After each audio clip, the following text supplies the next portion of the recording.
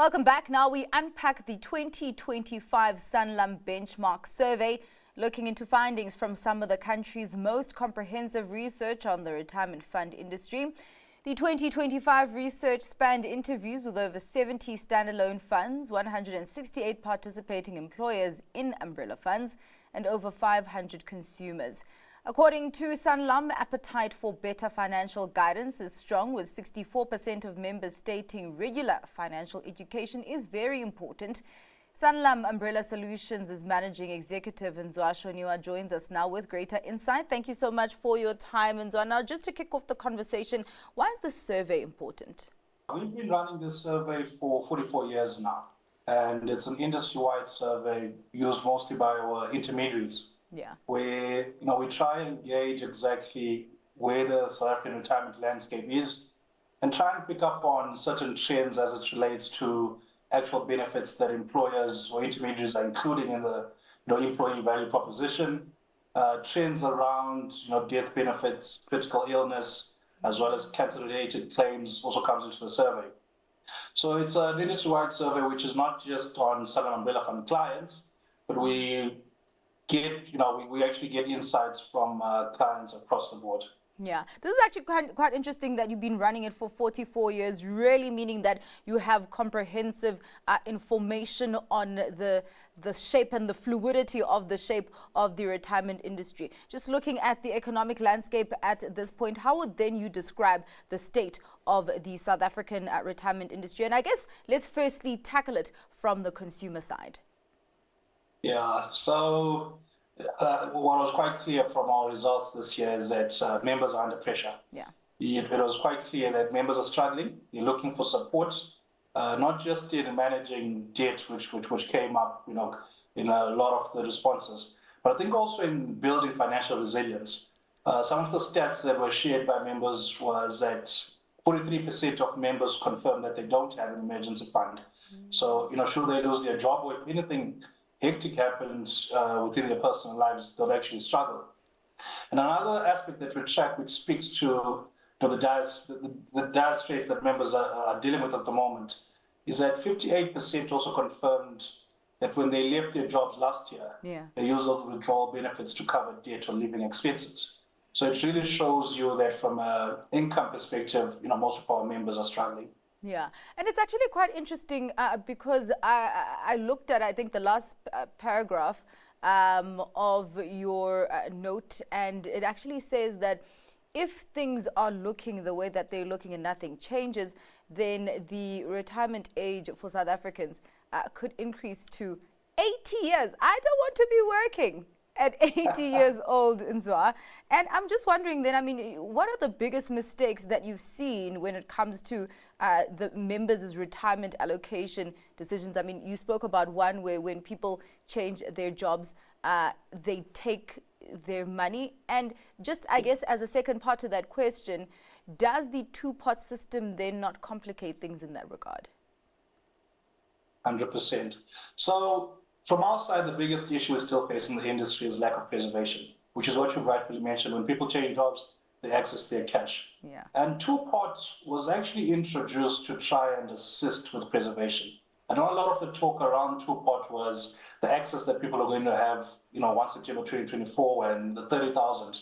But what's important around two-pot is the fact that as much as people still have access to the savings pot, the retirement pot, which is 2/3 of their contributions post 1 September 2024, they cannot access that, even if they change jobs. So that forced preservation, we think, is going to have a massive impact in terms of improving retirement outcomes further down the line. Yeah. But I agree with you. The two biggest issues we still face is that lack of preservation and also low savings rates. Yeah. So, there is we don't have a great savings culture within the country. So those who are saving are not saving enough as well. We've got a lot of people who are still saving, below 10% of their salary. And some of the projections that we have is that you should be looking at saving at a minimum 15% of your salary. But if you look at where our conversation started today, we all know that for a lot of people, that's difficult. People who want to maximize their net take-home pay simply because they're struggling financially. And I mean, it's really interesting that we're not just having a retirement conversation, but we're having a conversation about other things that lend themselves to that landscape. You talk about the low savings rate that we have in the country and the fact that people don't even have emergency funds. Does this speak to where we need to look at it from a lack of affordability, or is it a lack of education? Yeah. So a lot of the insights we got, this year was really coming back to the fact that given we know members cannot save any more than they're currently saving, given the financial implication that you spoke to now, what can the industry do? And when I talk about industry, I'm talking about the government, employers, and product providers such as ourselves. What can we do to try and improve retirement outcomes? And the main theme that came out this year was education, communication, as well as professional financial advice. And we think that why those three items are quite important to improve retirement outcomes is that when people are empowered with the right information, we feel that they'll make the right decisions, which will definitely impact their retirement savings and make some sort of dent in terms of where they end up when they get to age 65, as opposed to working until age 80. Yeah. I'm just wondering also, just then taking it back to you, the survey talks about governance challenges and regulatory shifts. So how has this shaped the operating environment for retirement fund administrators? Yeah, two-pot was definitely a big one in our world. Okay. The FSCA released some stats about 2 weeks ago where they spoke about the once-off implementation costs of two-pot came to about 1.6 billion. Now, I guess where we've got challenges as an industry is that these implementation costs of new legislation that comes in usually would be passed on to members, unfortunately. And I think, from a savings perspective, one of the main aspects that we need to work closely with the regulator is to bring in legislation that actually makes, brings in efficiencies, which reduce the costs of administration for members, with those costs being, given back to members, and ultimately increasing their retirement allocation. So from a legislative perspective, I guess that's where we need to partner with government to make sure that the legislation makes sense for members. Yeah.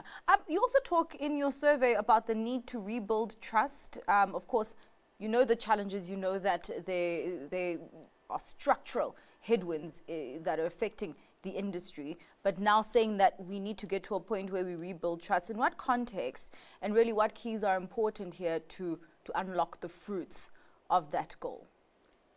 Now, a simple one that we picked up from our survey was, when we ask consumers where they seek financial advice, and as much as 48% confirm that they get their financial advice from online sources such as Google.